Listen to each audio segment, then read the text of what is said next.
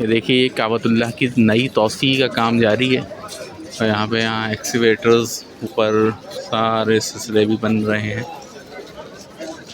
ये रास्ता है दो टनल्स का। यहाँ सीढ़ियों का आप गौर से देखें तो सीढ़ियाँ नज़र आएंगी और ये सारा हरम का पिछला हिस्सा।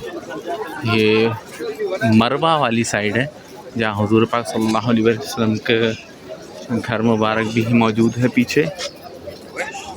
ये बेहतरीन रास्ता बनाया जा रहा है और अभी कलर का और रेनोवेशन का काम जारी है।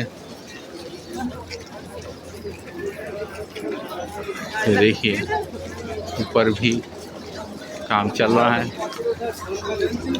ये मरवा से ये जगह शायद आपको पता हो कि ये पूरी पहाड़ी थी, तो ये पहाड़ी को लेवल तो नहीं किया गया लेकिन उसके ऊपर रोड डाल के और इबादत के लिए मस्जिदुल हराम को बड़ा किया जा रहा है।